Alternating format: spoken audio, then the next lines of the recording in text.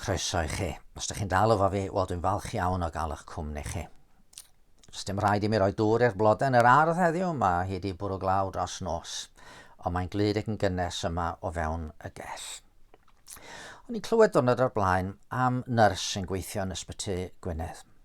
Pan bydd hi yn gadael I gwaith, mae'n mynd mewn i'w chartre trwy ddrws gwahanol I weddill y teulu. Ac unwaith mae'n mewn, mae'n mynd yn syth I newid I dillad ac I gael cawod I olchi hynna'n yn lân. Mae am gael gwared a phob posibilrwydd y gallai hi gario haint Covid-19 I fewn i'w chartre. Tydi hi ddim am i'r feirws effeithio arni hi na I theulu. Ond wrth I ni edrych ar y gwynfydau dros y dyddiau diwethaf, yn y darlun hyfryd hwnnw roddodd Iesu ar ddechrau'r bregaeth ar y mynydd, da ni wedi gweld eisoes fod na haint wedi gafel yno ni. A pob un ohono ni yn dlawd yn yr ysbryd. Mae'n hawdd peidio caru Duw o fan holl galon. Mae'n hawdd anghofio yn cyddyn a'i gyflwr. Ac mae'r un sy'n blentyn Duw, fel y gwelson ni, wedi dod I alaru am ei gyflwr. Mae rhyw addfwynder wedi gafel yn ddwrth iddo fo neu hi sylweddoli nad oes ganddo ni unrhyw le I ymffrostio ger bron yn crewdwr. Ond heddiw, da ni'n dod at fan arbennig yn y darlun hwn. Yn y tŷ lle buon ni'n byw tan y llynedd. Yn y grisiau oedd yn dringo'r llofft oedd yna dro. Cyn cyrraedd hwnnw, yr unig beth oeddech chi'n ei weld o'ch blaen oedd wal. Ond unwaith oeddech chi wedi cyrraedd y tro a mynd rownd y gornel, oeddech chi'n gallu gweld I mewn i'r llofftydd.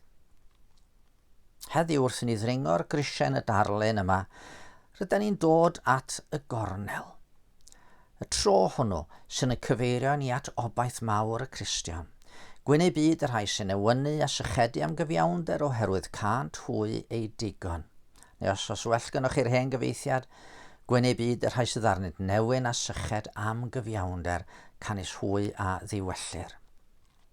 Mewn byd lle mae anghyfiawnder yn amlwg iawn, mi ddylai unrhyw un sydd â chydwybod fod yn dymuno gweld pethau newid.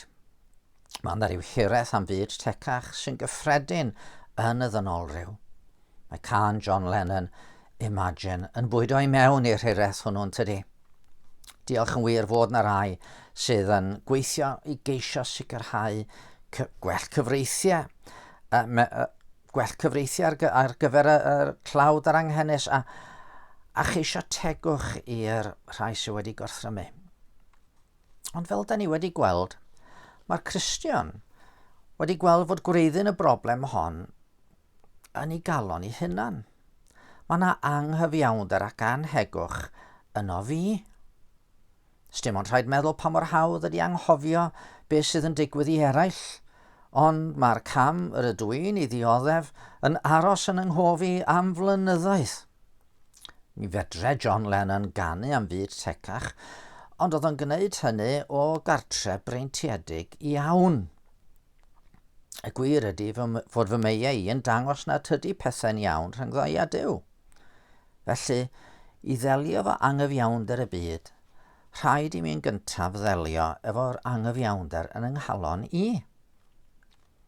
A plentyn Duw, welwch chi, yn hiraethu am fod yn wahanol. Mae am adfer I berthynas efo'i dad Nefel. Feder o ddim bodloni ar fod pethau ddim yn dda rhyngddo fo neu hi a Duw.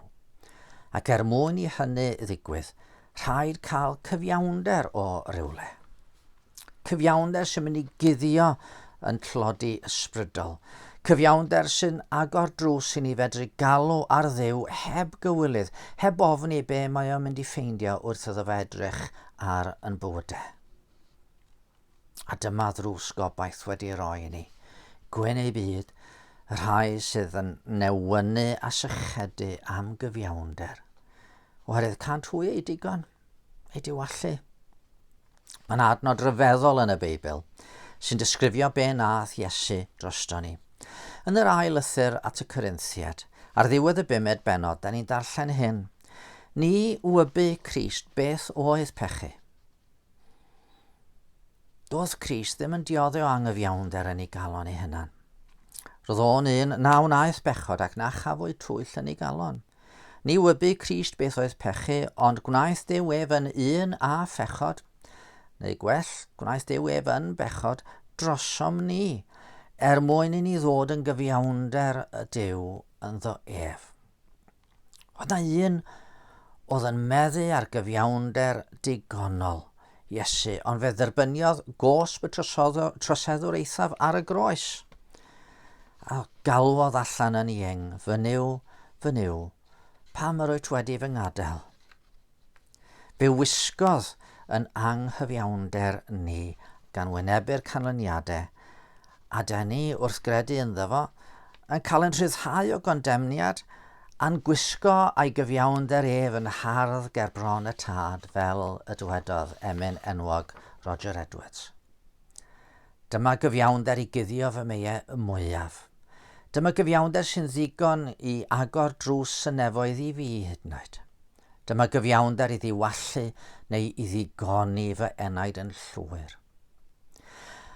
A pan mae'r newid yma'n digwydd i mi, yna mae yna rhyw gymhelliad newydd, rhyw symbyliad i weithredu dros gyfiawnder y byd.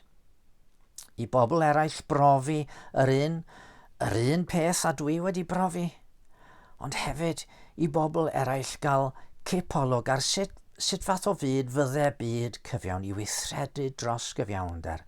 Dyna oedd symbyliad rhai fel William Wilberforce a John Newton wrth iddyn nhw weithredu i gael gwared ag anghyfiawnder ofnadwy cathwasiaeth.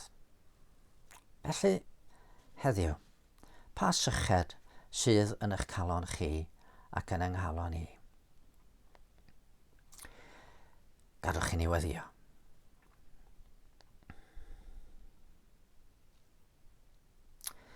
Cydd fy meie rhag y werin, cydd hwy rhag cyfiawnder ne. Cofia'r gwaed, unwaith a gollwyd ar y croesbren yn fy lle. Arglwydd, da ni'n diolch i ti, dy fod ti wedi dangos i ni fod modd i'n beiau gael i cuddio, fod modd i'n anghyfiawnder ni gael i dynnu ymaith, a fod modd derbyn maddeuant ac adfer y berthynas yngddo ni a ti. Diolch am yr arglwydd Iesu, ac am iddo gymryd yn lle ni ar y groes. Amen. Wel fory, os fe Dyw'n caniatáu, mi gawn ni ddringo i'r grys nesaf yn y Gwynfydau. Dan eich bendith.